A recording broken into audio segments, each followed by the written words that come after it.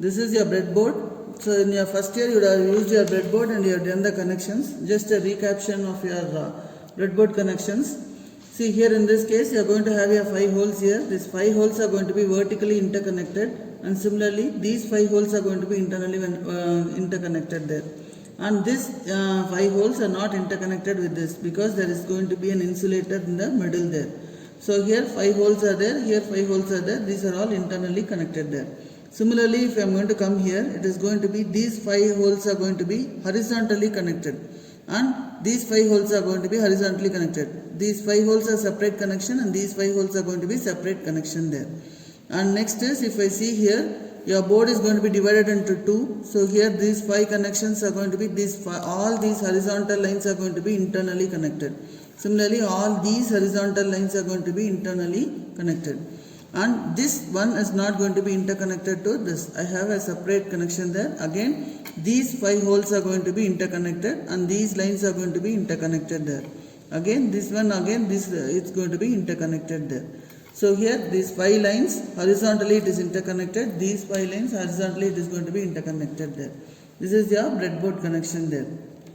And this line denotes it is your insulators are going to be there. So these two are not interconnected. And here also, after these 5 lines, these two are also not interconnected there. This is about your breadboard connection there. Next is, we'll go about to your function generator. So in your function generator, when I'm going to do it, we are going to have this 20 volts peak to peak. So the maximum voltage which I can measure with this function generator is going to be 20 volts, 50 ohms there. And here, if I want to change the width of the waveform, that is your width of the waveform, if I want to change, or the amplitude of the waveform I want to change, I will be changing using this knob, I will be changing it. And similarly, these are going to be your function generators, your frequencies. So if I keep here, the maximum frequency I can get here is going to be 10 Hertz. By rotating this variable knob, I can see that from 0.8 Hertz to your 10 Hertz, I can get the maximum frequency there.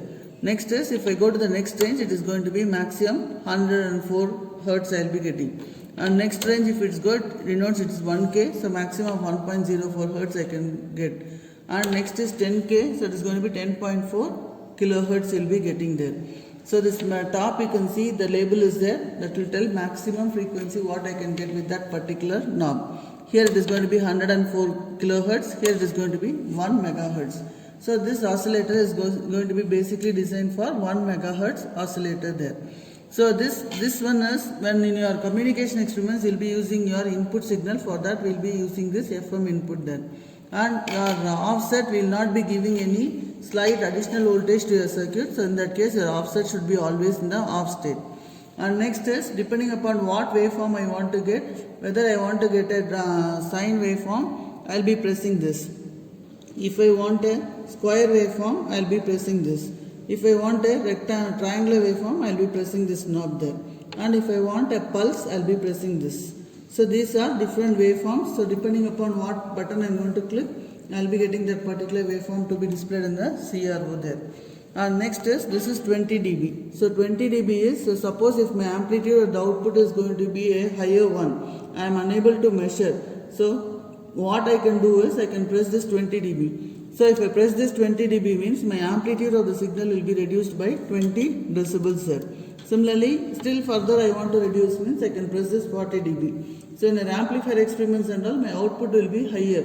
So in that case, what we will be doing is, to measure it, we will be pressing this 40 decibels button, and then we will be measuring the output in your CRO. So that is about your function generator connections. Next is, this is your CRO. So the maximum frequency which it can measure is 30 megahertz frequency we can measure. And we are going to have 2 channels. This is channel 1 and this is going to be your channel 2. And this is your ground terminal. So here if I am not going to press, it is going to be AC signal. If I press this, then I will be getting a DC signal there. So press means DC, we want our AC means it is going to be lifted there. And this is your channel 2. So for channel 1, to measure the amplitude, we will be using this channel 1 here. So here in this case you can see, if I vary this, your 20 volts, channel 1 amplitude is going to be varying. Similarly channel 2 means I will be varying this, that is your channel 2 there. And next is time division. So if I want to vary the time division of the waveform, I will be varying this time division there. And this one is for moving the waveform up and down. So Y shift is to move the waveform up and down. I will be using for this is for channel 1, and Y shift 2 is nothing but this knob. So if I want to move this channel up and down, then in that case I will be using a Y shift 2 there. And X shift is if I want to move the waveform in the horizontal direction, I will be using this X shift there. Next is calibration. So calibration, whenever you are going to start the experiment to take the readings, first step what you should do is you should make the calibration knob to 0. See, like this it will be, we should make it to 0. Otherwise the calibration knob will be having some variations in the voltage levels that will also be measured. That should not be measured. For that what we are doing is calibration knob we should make it 0. And this one is if I want to multiply the signal by 10 times, it will be into 10. If I don't want, just normal I will be having. This one is if I want to have the signal in XY axis, only a straight line XY axis I want means I will be using this knob. If I want only one channel, I will be using a channel 1 or 2. And next is your mono. Mono means here in this case I am going to use only one channel. That means if it is lifted, I can have only one channel to be present. This channel 2 will not be available. If I am going to press this, it is a dual channel. So both the channels I will be getting. So channel 1 and channel 2. So both the channels I will be having it. This is alt or chop. If I want to remove a portion of the waveform, in that case I will be using this alt or chop. External is if I want to give some external signal. For some applications we need external signal to be given. For that we will be using this external. And level is here in this case to adjust the waveform if it is going to be running. In that case if I want to adjust it, I can vary this level and I can see that I can hold the signal there. And this is for inverting the channel 2. And this calibration output is to check whether, say suppose for example, if I want to check whether my CRO is working. So if CRO is working or not, what I can do is, I can connect my positive to here. So if I connect it here, if I get a square waveform,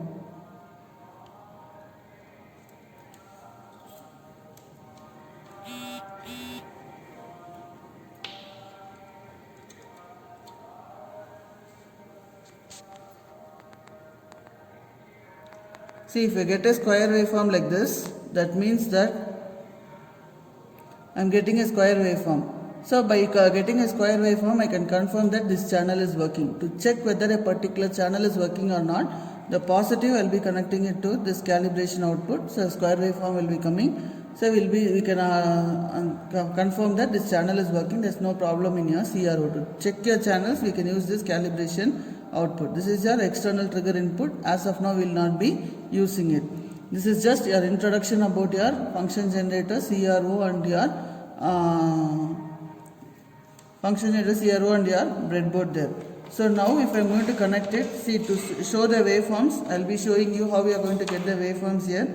See, this is your positive of your function generator. I am connecting it here. Negative, I am connecting it here. Similarly, this channel I am going to take.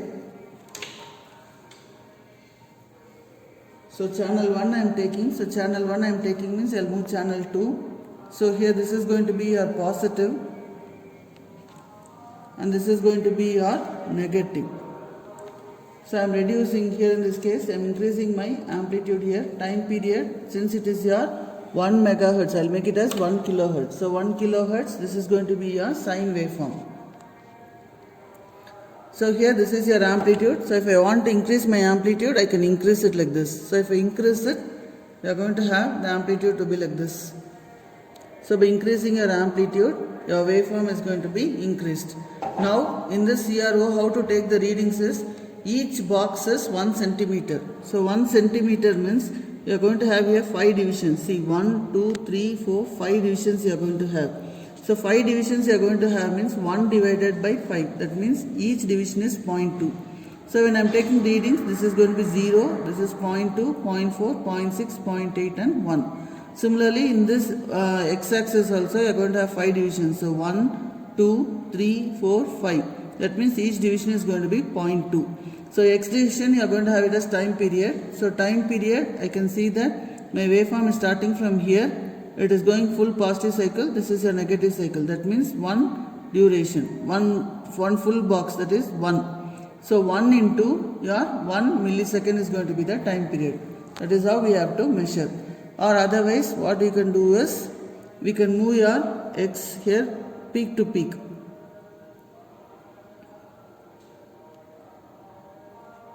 So here from this peak to this peak, if we are going to see, it is going to be 1. So 1 into 1, 1 milliseconds there. This is your time period. Amplitude is your total. Here this is one box, this is one box. So totally 2. 2 into your first, this one is going to be 10 volts. So 2 into 10, it is going to be 20 volts. This is the amplitude of the sine waveform. Time period is going to be 1 into 1 millisecond. So this is for your triangular waveform. So this is your square waveform. So if I want to vary the width, I can vary the width of the waveform there. Okay, so this is your triangular waveform. To get the different waveforms, this is your pulse. So in our experiment, we will be using only your sine waveform. That what is we are going to see. So in your power supply, so next is about your power supply. So this is nothing but a dual power supply.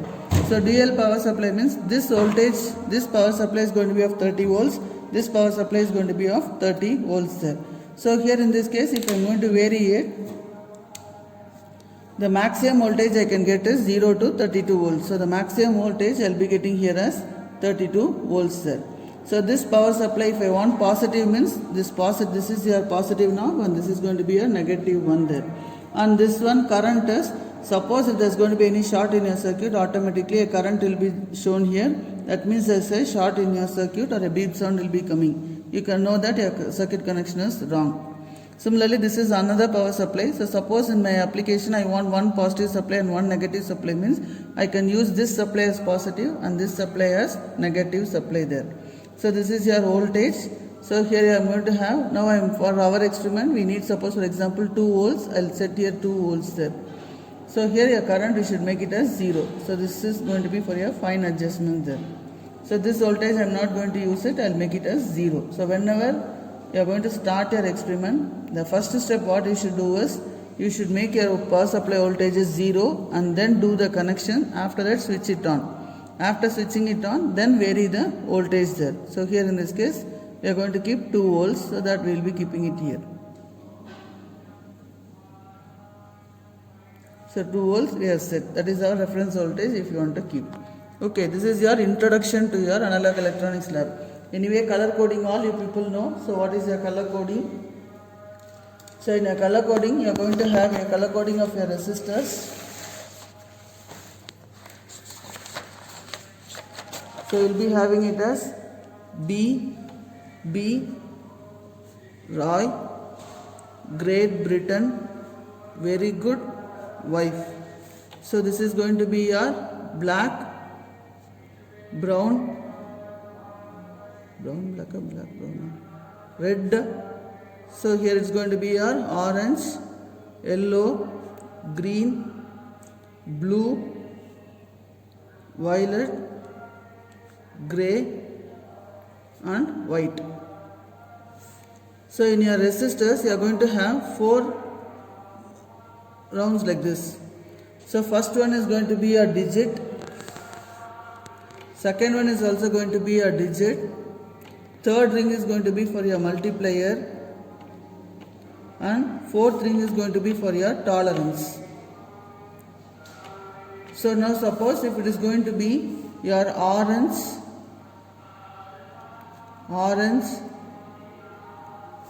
red, gold, means in this case orange means what is your color here? Black here 0, brown is going to be 1, red is 2, 3, here 4, 5, 6, 7, 8, 9. So orange is going to be here 3. So next orange is going to be 3 into your multiplier is nothing but 10 power red. Red is nothing but 2. So gold is going to be your tolerance, it is a plus or minus 5% there. So if I am going to multiply it, is going to be, so 33 into your red is nothing but 2 here, so it is 10 power 2, 3300. So I can write it as 3.3K. So you are going to have gold is going to be the tolerance level. So that we are not, so suppose if I am going to ask 3.3K means you have to choose your resistors like this, orange, red. Okay, so this is about your resistors. classification. So you should know how to identify your resistors, how to give the connections. Just this is an introduction about your analog electronics lab.